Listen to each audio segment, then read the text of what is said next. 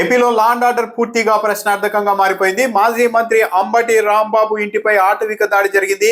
దాదాపు 1000 మందికి పైగా తెలుగుదేశం పార్టీ కార్యకర్తలు ఒక్కసారిగా అంబటి రాంబాబు ఇల్లు, ఆఫీస్ మీద దాడి చేశారు, బీభత్సం సృష్టించారు. నేరుగా అంబటి రాంబాబుపై దాడి చేస్తామని చెప్పి మరి తెలుగుదేశం పార్టీ కార్యకర్తలు ఆ స్థాయిలో వెళ్లారు. తెలుగుదేశం పార్టీ ఎమ్మెల్యే గల్లా మాధవి ఈ దాడికి నాయకత్వం వహించారు. స్వయంగా ఆమె అక్కడికి రావడం కూడా చర్చనీయాంశమైంది.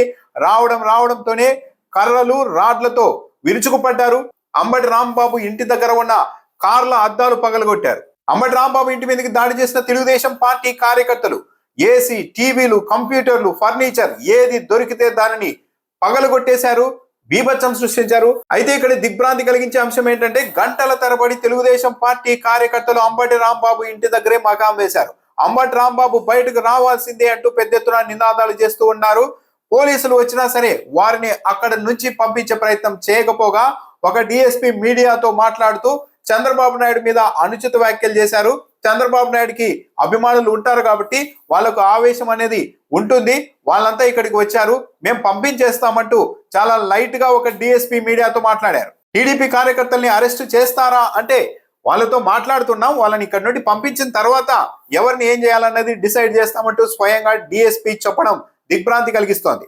ఒక మాజీ మంత్రి నిజంగానే చంద్రబాబు నాయుడు గారి గురించి అనుచిత వ్యాఖ్యలు చేసి ఉంటే కేసు పెట్టచ్చు, డైరెక్ట్ గా పోలీసులు వెళ్లి అరెస్ట్ కూడా చేయవచ్చు.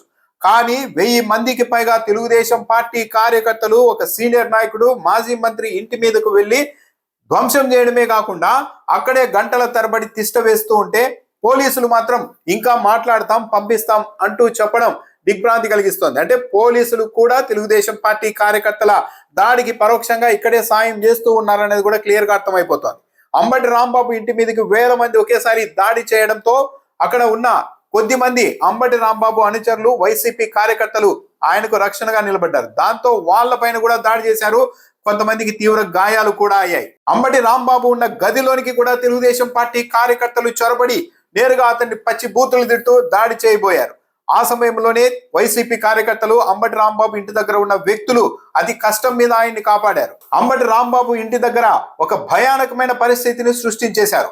ఆంధ్రప్రదేశ్ చరిత్రలో ఒక నాయకుడి ఇంటి మీద ఈ స్థాయిలో దాడి జరగడం, పోలీసులు ప్రేక్షక పాత్ర పోషించడం అన్నది గతంలో ఎన్నడూ చూసి ఉండకపోవచ్చు. 1000 మందికి పైగా కార్యకర్తలు ఒక్కసారిగా ఇంటి మీదకు వెళ్లిన తర్వాత ఆ ఆవేశంలో అంబటి రాంబాబును చంపేసినా కూడా ఆశ్చర్యమేమీ లేదు.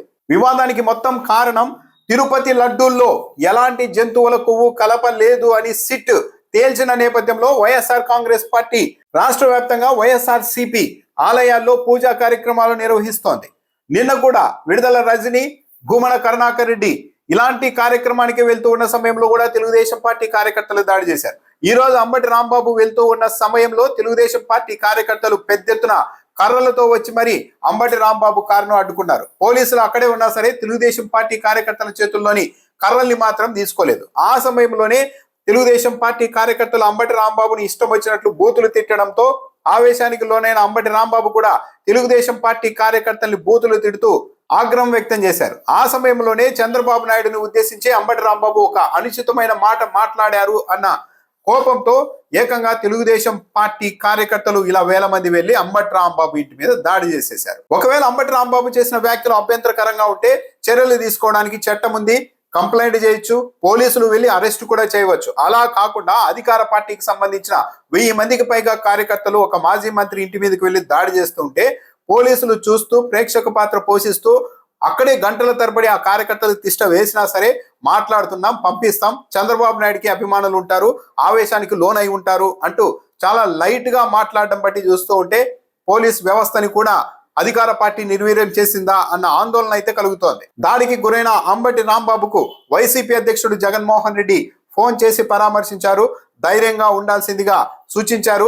1000 మంది కార్యకర్తలు వెళ్లి అతి భయంకరమైన దాడికి పూనుకోవడంతో అంబటి రాంబాబు ప్రాణాలతో బయట పడతారా లేదా అన్న ఆందోళన వైసీపీ నాయకుల్లో ఒక సమయంలో కలిగింది. నేరుగా మాజీ మంత్రి బొత్స సత్యనారాయణ డీజీపీకి, సిఎస్ కు ఫోన్ చేసి పరిస్థితిని వివరించే ప్రయత్నం చేశారు. అయితే ఆ ఉన్నతాధికారులు ఇద్దరు బొత్స సత్యనారాయణ ఫోన్ ను ఎత్తలేదు.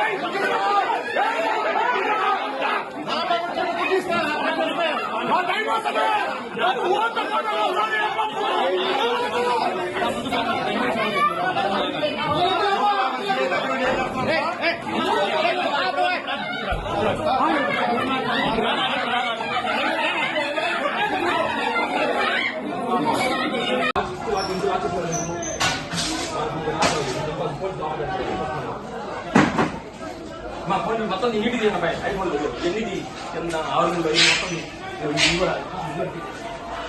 మొత్తం